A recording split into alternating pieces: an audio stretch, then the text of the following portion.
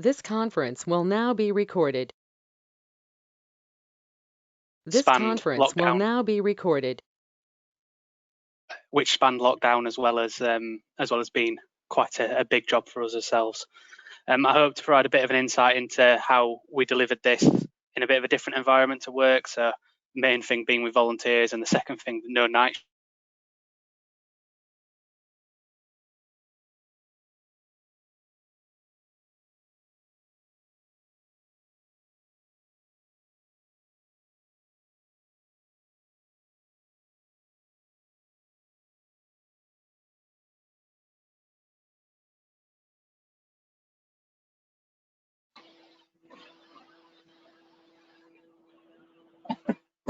Rail graduate scheme, and I'm currently a design engineer drainage for Network Rail Design Delivery here, where Network Rails. James. Sorry, James, we lost you for a little while there. Your audio dropped out, so I'm afraid we missed the beginning of your presentation. Right, okay. Do you want me to go back to start? Perhaps if you wouldn't mind, thank you. Okay.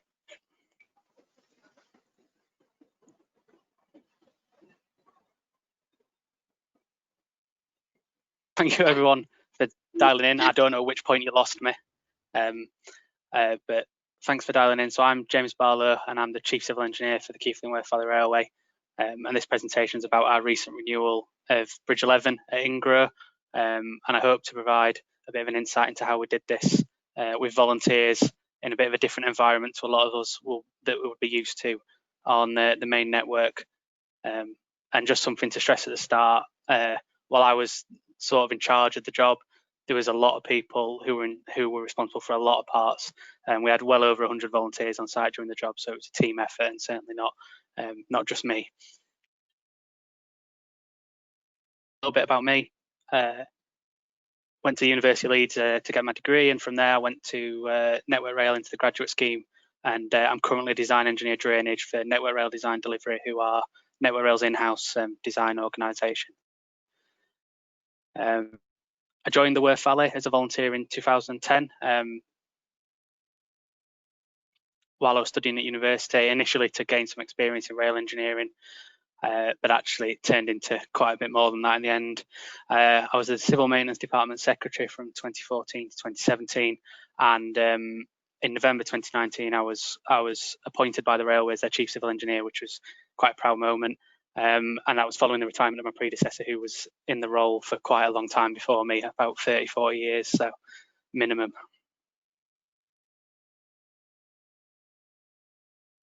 Railway, it's a small heritage railway based in West Yorkshire, which you can see there, west of Leeds and Bradford up the Aire Valley. It's just under 5 miles long, running from Keighley to Oxenhope via Ingro, Demems, Oakworth and Haworth. It was opened in 1867 by local wealthy mill owners who wanted to obviously be able to trade their product to the rest of the country. It was very quickly after that became part of the Midland Railway, and at the group in 1923 became part of the London Midland Scottish Railway. Following the Second World War and nationalisation, it became part of British Rail, who ultimately closed the line in 1962 in face of the competition from the roads.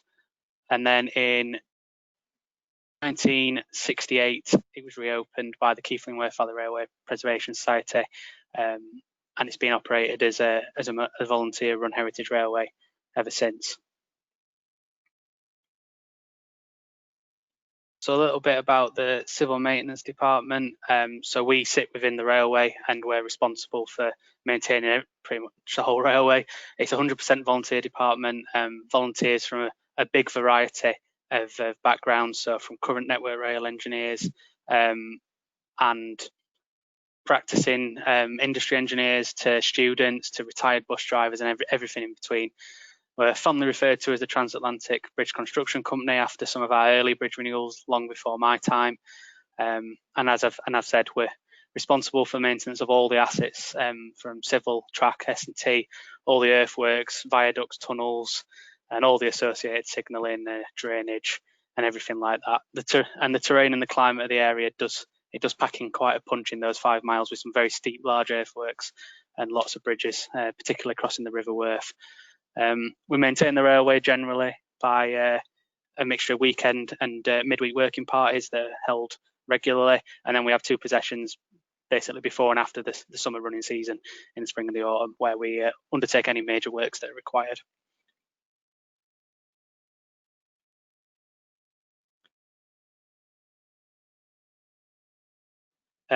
Just south of Ingrove Tunnel, between Ingrove West and Demem stations, it carries the railway over the River Worth, one of the many bridges we have that crosses the River Worth. It was originally opened as a timber trestle structure in 1867 and was rebuilt in 1904 by the Midland Railway with stone abutments, wrought iron main beams, cast iron outer beams and a timber deck. It was built on 2 spans, approximately 8 metres long each, and a skew of about 25 to 30 degrees, and it's on a quite steep gradient, this section of line, so the bridge at a gradient of 1 in 50. The first works by the Worth Valley Railway to the bridge were in the winter of 74-75, where the timber deck was renewed, with second-hand timbers actually from a demolished warehouse next to Bradford Forster Square station, a good bit of fortune at the time. It's also worth pointing out that the iron beams, when they were installed in 1904, were also second-hand, having been cascaded down from the main line, as was common practice at the time. So by the time we came to renew it, it was a fully second-hand bridge, and it certainly had a decent life for that fact. I've got some pictures of the old bridge coming up, but it's just worth the map pointing out on the map on the right-hand side. Not only have you got the location of Bridge 11 in the bottom here, but this is where our main site office was in Ingrove West Station, and you've got the tunnel in between, which was used for access throughout. The road access that you can see there, there's not really much parking, and it's a very residential area, so we minimised the use of that, but we did use it when we needed to. So this is in the very early days of preservation. I couldn't tell you anything about the train in the picture, but this is in the late 60s, early 70s, and shows what the area used to be like, with mills in the place of the houses that you'll see later. I couldn't tell you the exact date, but it clearly shows the construction of the bridge in terms of the iron beams with the timber deck on top. It also allows me to demonstrate the north and the south span. So the north span is on the left here, and this is the south span here. And you can see that actually the river is only running through the north span, and that is the case for the majority of the year. Only in high rainfall and flood does the south span actually have a river flowing through it, such as February this year, where actually the river was up to the top of the iron beams and lapping at the ballast during the major floods then. Bridge on the final day of operation on the 15th of March 2020. You can see in the bottom left of the photo we've already got crane outrigger bases, and the string line and setting out lines are already in place, and you can see the bridge isn't in as good a condition as the last image. I don't think when this photo was taken anyone thought it was going to be the last passenger train for 6 months, but there you go.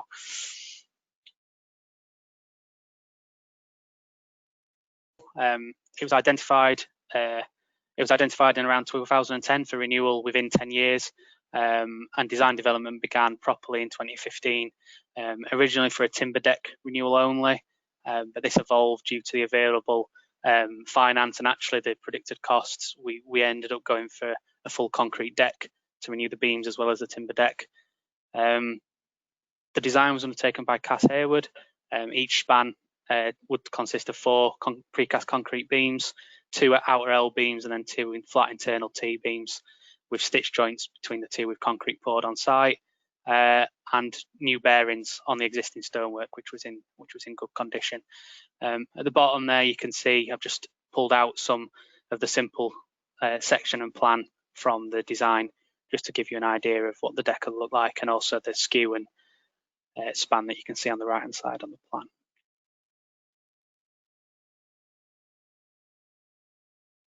In terms of planning and preparatory work, we agreed a 19-day possession agreed for March 2020. So that was agreed after I took over from my predecessor. So my predecessor, Arthur, had done all the design development work and was originally hoping to construct it before his retirement, but there were some delays, and I took it on in November, planning for a March construction. So we were on site for January 2020. All this work was mostly to allow for the delivery of the beams, but also for the main job itself. So you can see on the right there, we built an access walkway through Ingrove Tunnel, and that lighting's all temporary, and that's from the main job. So we built a walkway through the tunnel to make sure there was good access from the station to the work site. We had to remove the 50 mil of cant throughout the site. It's quite a sharp curve in the area, so that allowed us to use rail cranes. We constructed crane outrigger bases for the 50-ton steam crane that we plan on using, and I'll talk a little bit more about the cranes that we plan on use later. A lot of site clearance to allow us to store the beams, and also the temporary diversion of our overhead telegraph wire as well. And another thing that we did was the site is, some of the photos will show this later, but the site is very, very close proximity to people's houses. So we did a letter drop to inform the residents of the work, and also invited them to contact the railway if they had any questions. But the residents were very good throughout. A lot of them were regularly offering us cups of tea until COVID put a stop to that sort of carry on. And that's the other thing we had to do is get lots of ballast in. Lifting the lower rail 50 millimeters, we needed to get a lot of ballast in, and so that's some of the work that we undertook in January, was doing ballast drops as well, which is the photo there. So delivered in late January. I think one of the things to bring up about volunteers here is some of the roles required for this job. So our PIC, which is the equivalent of a Network Rail PICOP, our crane foreman, appointed person for our craning, and all those roles like that, crane drivers, which while we have them, there's not many people in those competences because we don't use them very often. And so lining up the stars to make sure we were all available at the right time was quite important. And so it ended up 2 months early delivering the beams, and I'm sitting on site until there. So 8 precast concrete beams were delivered over 2 days. We had an 80-ton road crane hired in to load beams from the road wagons onto our wagons on the right-hand side. And then the Bahamas Low Coast Society 50-ton steam crane unloaded them on site. And again, I'll talk a little bit about the cranes on the next slide. Delivery also allowed us to become a bit familiar with the lifting eyes that were cast into the beams and using them, and also lifting them with the steam crane as well, and practicing and getting familiar with that.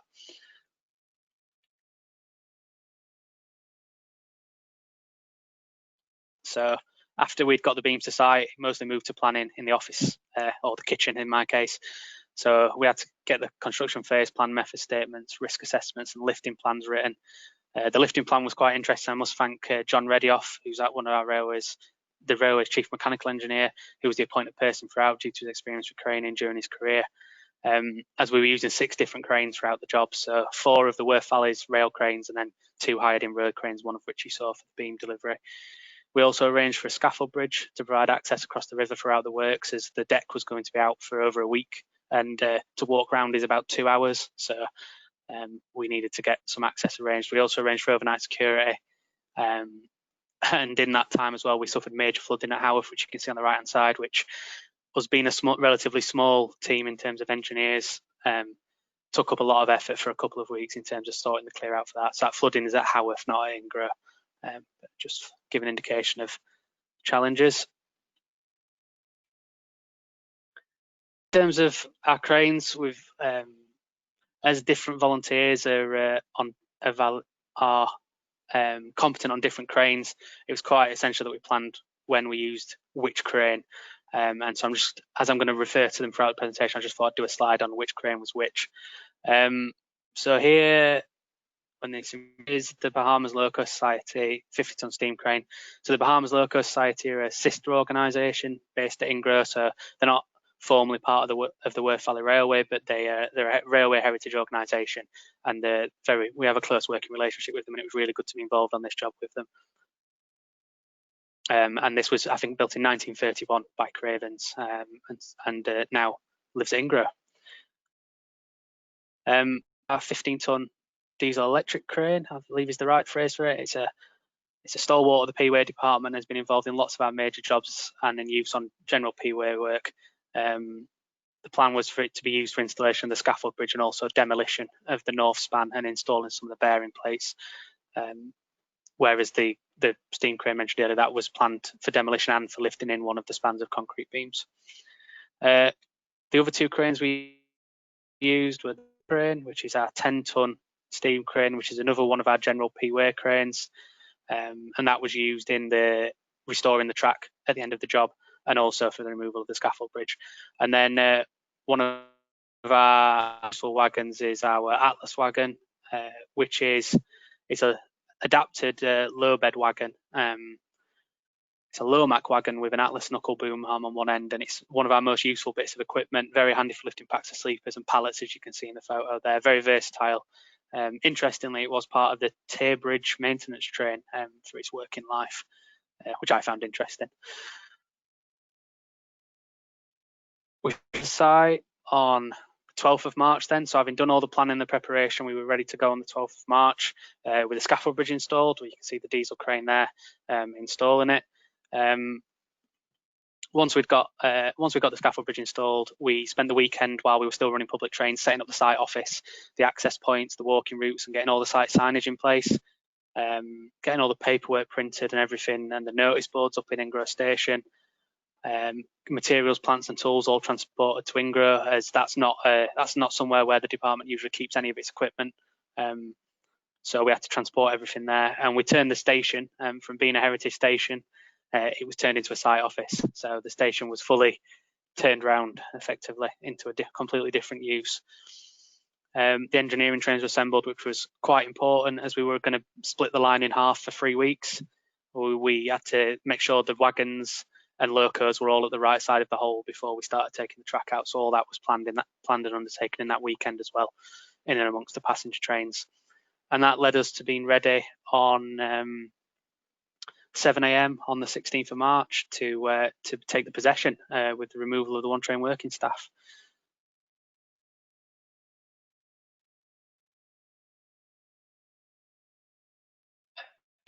So day one, which was the 16th of March of 19 at this stage, although that would change.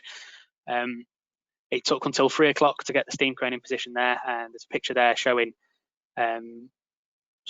why it took so long. It had to remove its own weight relieving bogie and runner to be stored at the bottom of the embankment above the bridge, so that we could get the crane right up to the bridge, and that took all day until 3 o'clock, at which point we started removing the track.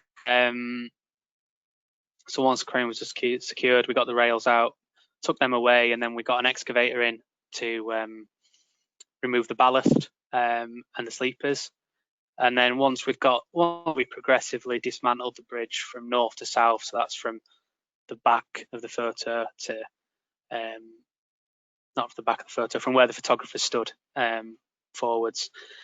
We dismantled it in sections, removing the handrails and the ballast boards, and then lifting the timber deck off before eventually lifting the beams out. The LS steam crane lifting the last beam from the south span out there. And then following that, we swept the abutments and cleaned them and prepared them ready for installation of the new bearings that we're going to go in over the next 5 to 6 days. So it took 5 days, 6 days to get in. We used up all the contingency on this. It was originally meant to take 3 days, but I ended up taking a lot more, which is why we put the contingency in, I suppose, in the first place. The bridge bearings were made of an elastomeric strip with steel spread plates beneath to be installed. And then the existing stonework, while it was in good condition, it wasn't level. It was actually canted with the track, and the new bearings that were going in were level. And so we needed to build up the levels of the pier and the abutments to sit the bearings on.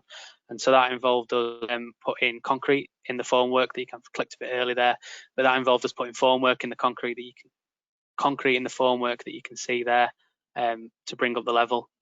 And then we lifted the steel bearing plates in, which you can see both cranes there working to lift the bearing plates in on their respective abutments. And once the steel lifted in, they were lifted in on lind apters, which I'm not sure whether you can see on that photo. They're basically a flange clamp on a nut and bolt arrangement. I'd never come across them before this job, but they allow you to set the level very accurately across the plate, considering its length as well, which was very useful. And then once it was set to level on the Lindapters, we poured a high strength grout into the formwork, and that's what the steel bearing plates sat in. And then immediately before we installed the beams in construction, we'd sit the elastomeric strip on a layer of Cicador 31 adhesive mortar, and then that's us leveling the plates out using the Lindapters. And this is the bearing when it was full, so it gives you an idea what the final bearing looked like. At this point, I'd probably want to thank a lad called Jack from Murphy's. So one of the many people from the industry who took volunteer days to help out. A setting out engineer from Murphy's came and used his work volunteer days to do the setting out for the bearings for us, which we were very appreciative of. Excellent to have on site someone who regularly does it. It makes the job a lot easier. And also thanks to Tazica, who one of their engineers who installs bridge bearings on a regular basis came out to help and advise, and was very complimentary about our bridge bearings. So we took that as a big win actually as well.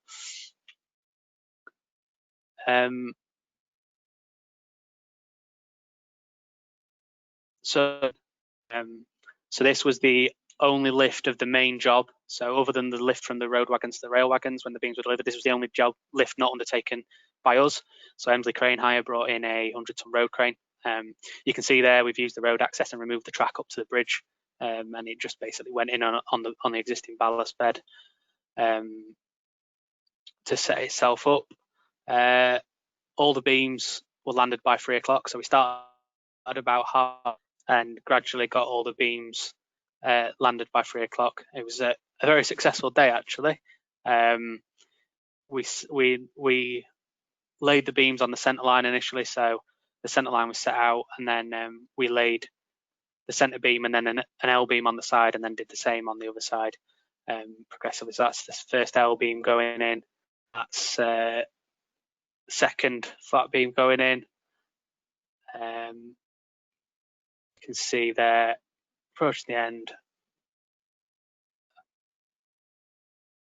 And then that's heat. And we left that overnight. The Emsley crane was to remain on site overnight to allow us to adjust any of these beams if necessary when we were putting the next span in. And we all went home raring to go for day number 9. Unfortunately, at that point, the Prime Minister put us in national lockdown. And so I think at this point in the presentation, I'm just going to address, maybe not the elephant in the room, but certainly something that hasn't been mentioned yet, which is COVID-19. When we started on Monday the 16th of March, there was no suggestion that we shouldn't start. There was no guidance, there was nothing, advice coming out from industry or the government that we shouldn't start. So we started, but I think everyone can remember how things rapidly developed during that week.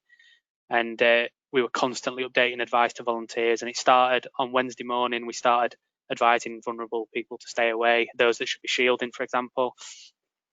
By Thursday, we were enforcing that. By Friday, we were actively looking at reducing the amount of people on site. As obviously, a lot of volunteers put a lot of time in the railway, and this is a big project for us, and they wanted to be on site and see it. And so trying to encourage them to stay away, and then eventually telling them to stay away. And by Saturday, it became by strict invite only policy, with people rung and told to either come or to stay away effectively. So only people that were needed for either technical purposes or for driving the cranes or for operational purposes. It was a sad to do that, but then when Boris's announcement was made, in line with most people in the construction industry, we shut the site down. And so that night after Boris's announcement, we undertook fairly rapid planning for essential demobilisation in terms of making the site safe and also protecting our own assets and equipment.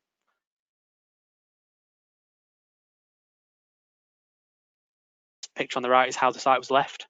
So obviously all the power tools, chemicals, anything else of value was removed from Ingra. Ingra's quite not very overlooked. So we were just making sure and not risking anything going missing. There was a bit of fear spread at the time as the East Lancashire Railway in Manchester suffered a major theft one day after closing due to COVID. And so I think everyone was in a bit of a heightened tension mood about that sort of thing. You can see there we installed the 2 flat beams on the other span temporarily. This was to allow us to build an overrun track to be able to get the crane back to site due to how near the crane was to the end of the rails. So the crane was removed from site to Haworth. The locomotives that we had trapped north of the bridge, we didn't have any accommodation for them, so they'd have been left out. And for insurance as well as protection purposes, they needed to be in a really indoors. And so another one of our sister organisations at Ingro, the Vintage Carriage Trust Museum, we actually shunted their museum round, and we managed to fit both the locos that were trapped in by, I think when we pulled the shutters down on the front of the museum, there was 6 inches between the back of the shutter and the front of the buffers. So we did well. And then we fully cleared the site, and we went home, and that was that. And I'm not going to lie, there was a lot of people put a lot of effort into this job, and it was quite upsetting to leave it at that point, with it in limbo and not knowing when we'd come back to get the job finished that we'd all put a lot of effort into.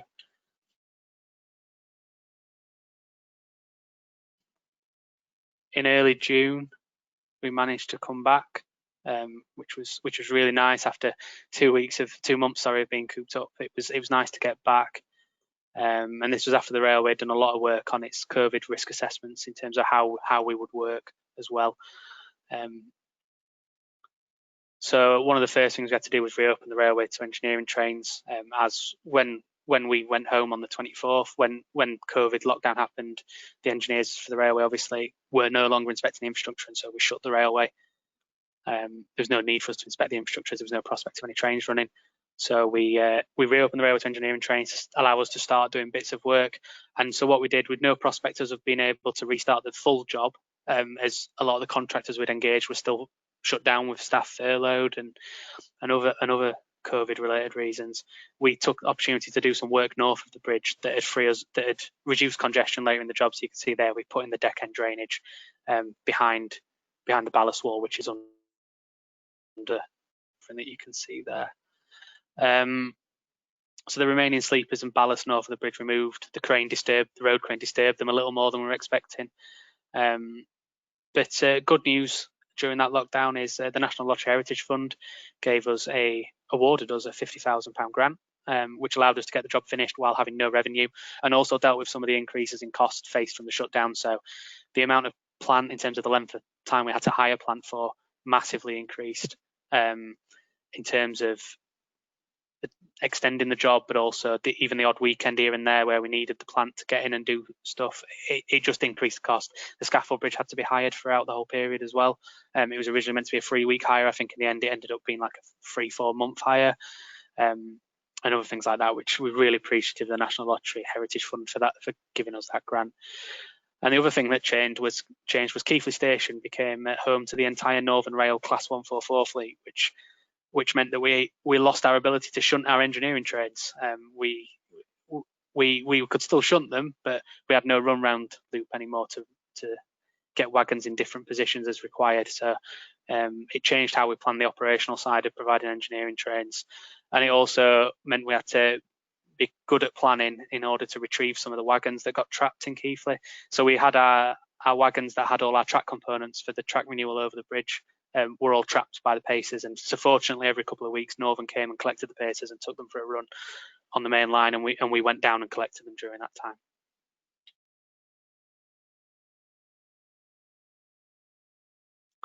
Days later, after we started on the 17th, Friday the 17th of July, after the railway put a lot of effort into the COVID-19 and how we work, this day was almost entirely taken up by a fairly complex operational move to get the crane back in position. So on the left, you can see it there approaching our passing loop halfway down the line, where it was then reformed to send the crane down the hill, crane first, towards effectively the hole in the railway.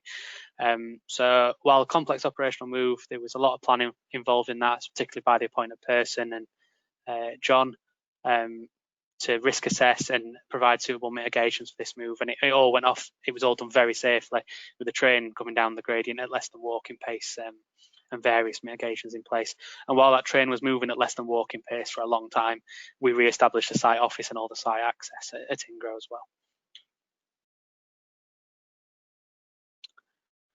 To installing the other span, which was good. So it was installed in one day by the BLS 50-ton steam crane, and must say it was quite an impressive sight watching a crane that old lifting in modern concrete beams. It was, yeah, very, very, very good sight, and you can see the first L beam being lifted in. The road crane wasn't on site as originally planned, so we had to get it right, and we did. It was a tough day. It was a long day. It was a lot of, due to the gradient of the line and the skew of the bridge, getting them slung just right to be able to slot them very neatly together was very difficult, and some of the rebar was not quite slotting together as it should do, and so there was a little bit of jiggery pokery to get them in. But you can see which beam was the problem, with the first beam landed at 11:45 and it taken a further 4 hours to land the second beam and only 10 minutes to land the beam after that.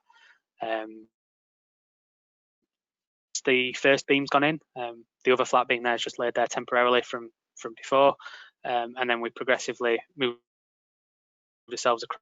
A photo of me taken without my knowledge at some point between 11:45 and 15:45 when I was contemplating my life decisions. Beam getting lifted into position, and then the whole deck was finally in at about 4:30, 4:45, which we were all very pleased about. And then the BLS crane was removed the following day, which took until about 2 o'clock for it to actually leave the site the following day. So another day where not much got done, the 19th of July.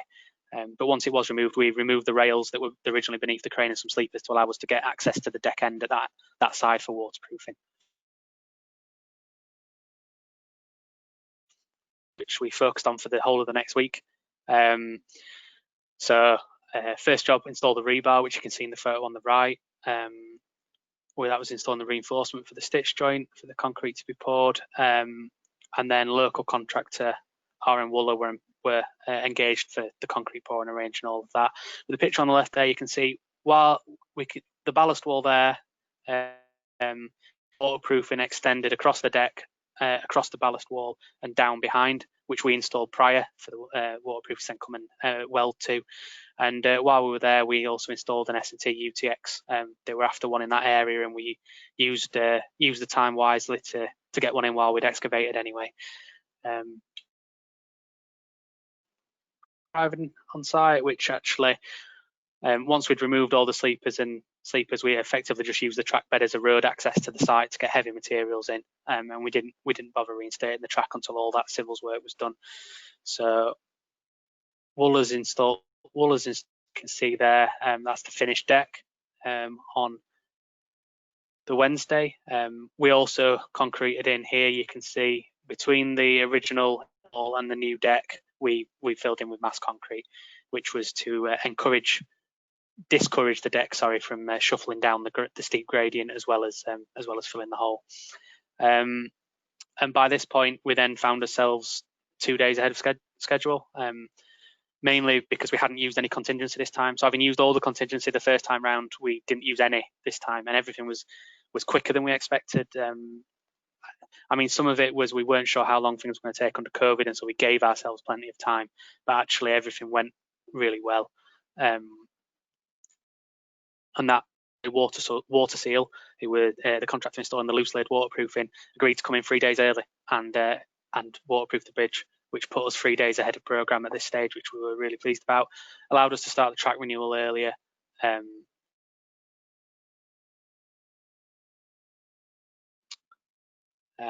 So it's bull lead rail on timber sleepers throughout the site, and it was replaced as is, replaced as it was.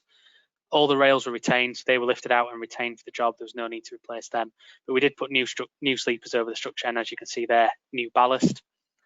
So we went in on Saturday the 25th, day 132, and we laid the bottom ballast. My wife kindly came and helped me resurvey, as we'd ended up removing more track than we anticipated. We needed to redo the level survey to get the bottom ballast level, and she helped me do that Saturday morning so that we could get the digger driver in, and the rest of the volunteers could come and get the ballast spread on Saturday. Sunday was a day off, and then Monday we started with the photo on the right with the Grafton crane, laying out sleepers and also laying out the rails. Chairs, keys, spikes, all your small track components like that were replaced as required. and it was reinstated over 6 days. And as we were early in the programme, we managed to actually reinstate the cant through the site as well, which was never a part of the programme originally. We expected to do that in the follow-up weekends after the job.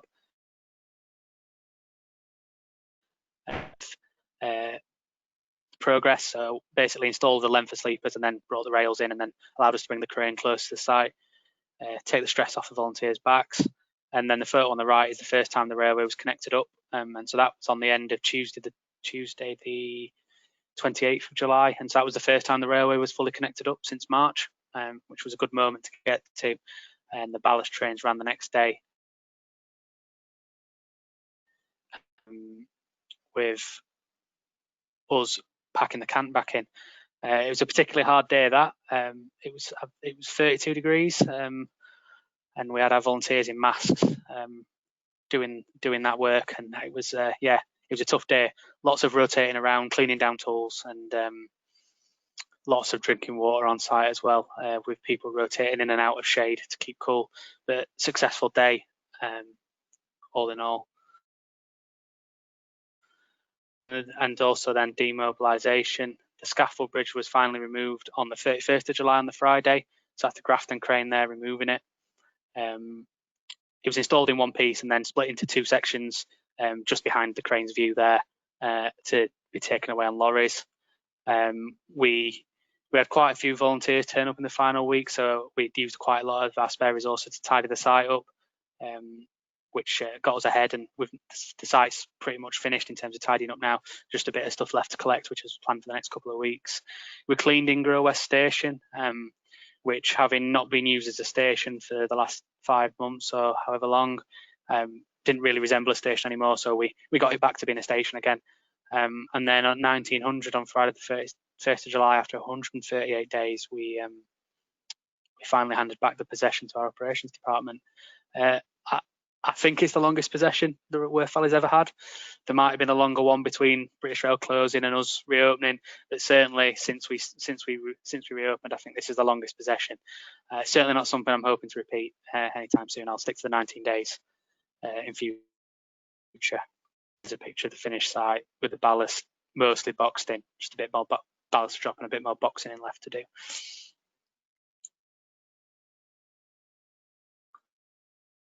Getting for the Environment Agency, even down to the same locomotive.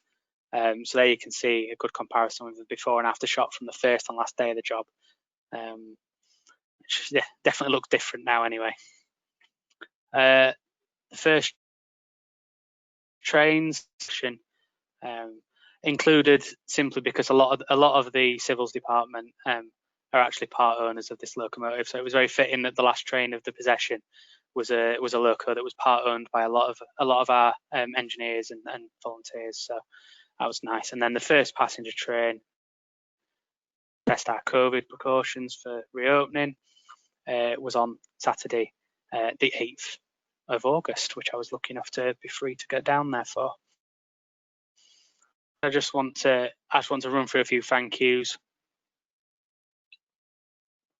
And like I say, although I was the overall project lead, there were many other people who were essential to living this project, and I'm naming just 3 here. So all the track removal and track reinstatement was undertaken by our chief track engineer, Joe Curtis.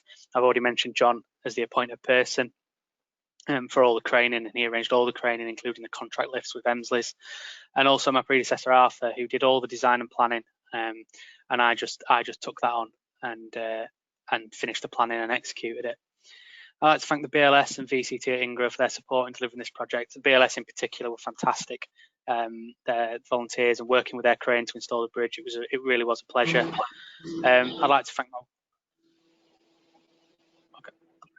thank my wife, as she provided a lot of the support in the start with documentation. She's a fellow engineer, chartered unlike me, and was very good at helping with the risk assessments, method statements, and the construction phase plan, and also did a lot of the site layout and the site access and the signage, and making sure we did all of that right as well.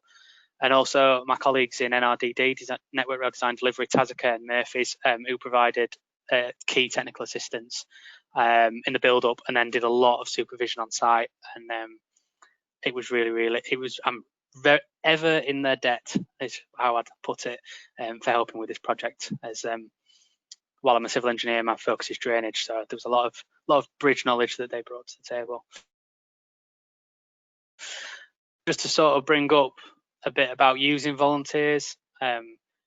We use the volunteers for the vast majority of this project, and I don't think that's something that can be underestimated as an achievement. To try and not say that we just used it for the vast majority, that is the list of things that we didn't use volunteers for.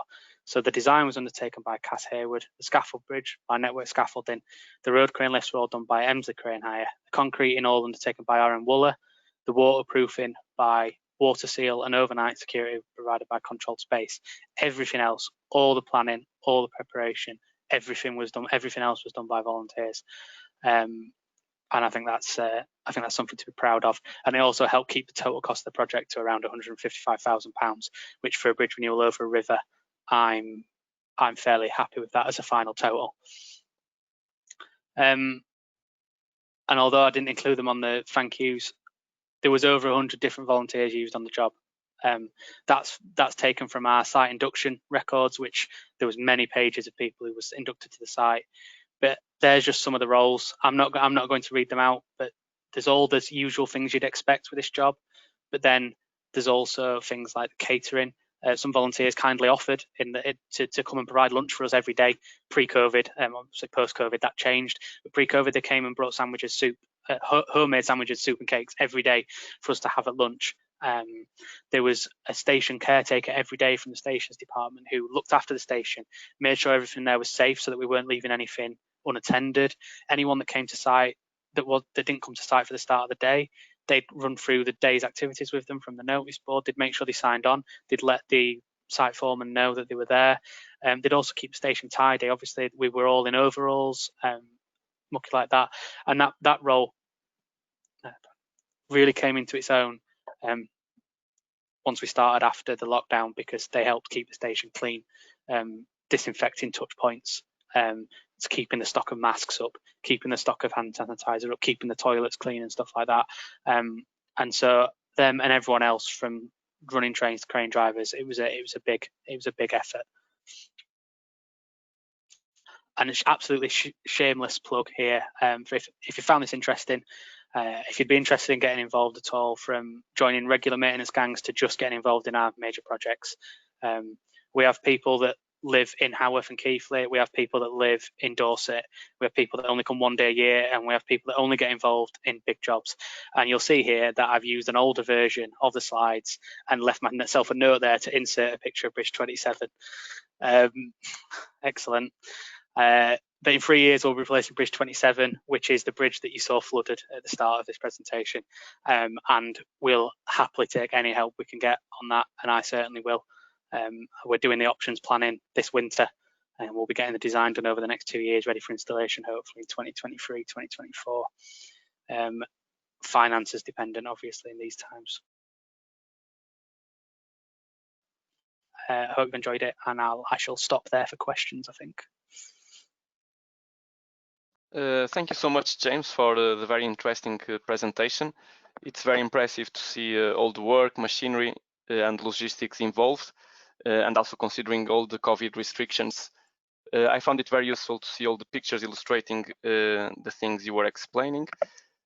I have a few questions to ask. So from Alborn Philip, so the question, for the drainage at the deck end, I assume this just drained into the river. You said you had water up to the ballast earlier, so did this drainage have a one-way valve on it to prevent ballast washout from reverse flow, or is this unlikely to happen? It would have probably been unlikely to happen, but actually we took the drainage to a soakaway, not into the river. That was mainly from a constructability point of view, in terms of the depth of the drainage required in the design over the back of the ballast wall. We'd have actually had to knock out part of the retaining wall against the river, and actually when we looked at how to construct that, it was much easier to go to a soakaway with the ground being made up of impermeable materials and the expected flow of water as well, of course. Okay, thank you so much. Another question from Jim Watson. James, thank you for an excellent presentation. More of a comment than question. Great to see a heritage organization moving away from the make, do and mend mentality for life expired assets. A great achievement by you and your team. Just what volunteers can do is not always appreciated. I do have to admit taking part in TBCC exploits around 1995. Thanks again, and James Watson, Glasgow section. Thanks, Jim. Yes, well, we started off down that path, but I think we quickly changed his mind, and I wasn't involved in the early decisions on what type of deck to use. But yes, it was agreed at the time that it was better to try and put something in that's going to outlast us all. I certainly hope it does outlast me. I don't fancy doing the job again. Then one more from Bruce McDougall. I believe you didn't mention the main concrete supply, which was, of course, not a volunteer element and a significant cost. And thanks for a great presentation. Yes, sorry. Yes, we didn't build the concrete beams ourselves. Actually, that's a good point. They were the main cost. The total, I think they were nearly half the cost of the job. The beams themselves were nearly half the cost of the job, definitely. So they were the significant cost. Well, I also have a question. It must be very challenging doing these in normal circumstances, being mostly done by volunteers. On top of that, you put the massive impact of COVID. I was curious, how is it to manage and navigate all these challenges and huge modifications to the original plan? To be honest, it wasn't actually as difficult as I anticipated. I think when I first started looking at replanning it, I envisaged spending quite a lot of time planning how to do things, but there wasn't much that needed changing. I think the key thing is compared to what's in the news, the actual guidance from the Health and Safety Executive is that close contact under 15 minutes is viewed as very low risk. And so those little moments where you need to come together, for example, to lift something heavy, to take account of the manual handling and stuff like that, as long as you were doing it for a short time and you managed it appropriately, such as looking away from each other and wearing masks, it was quite easy. It was actually quite easy to do. It wasn't without its challenges, and it required a lot of reminders on site. And I think that was the main thing: is none of us were used to this. None of us are used to this. We're a social species. We come together to talk and stuff like that. And so just managing that on site was the main thing. But actually, in terms of the plans, it was surprising. It wasn't as difficult as you'd think. It was okay. No, thank you very much. I really found impressive all this volunteering. So I have another question from Olborn Philip. You said you used new sleepers for the bridge. Are these properly new FSC imported sleepers or new to the railway sleepers, but still second-hand? I understand properly new timbers are quite expensive now.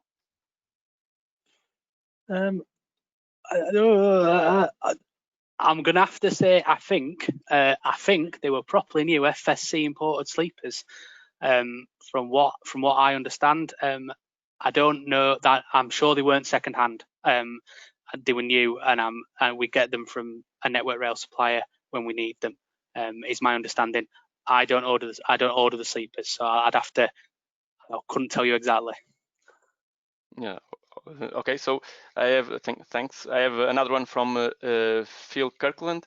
So well done, James, for an excellent job and first-class presentation, and well done, PWI West Yorkshire, for your first online section meeting. Yes, it was the first one, and was very good to do it. And finally, also from Martin, would like, on behalf of the West Yorkshire section, to thank all people attending. It was a very interesting presentation, and I would like also to thank on behalf of everyone listening. Judging by all the questions raised, I'm sure everyone found the presentation very interesting. And I would also like to thank Sarah Green for setting it up.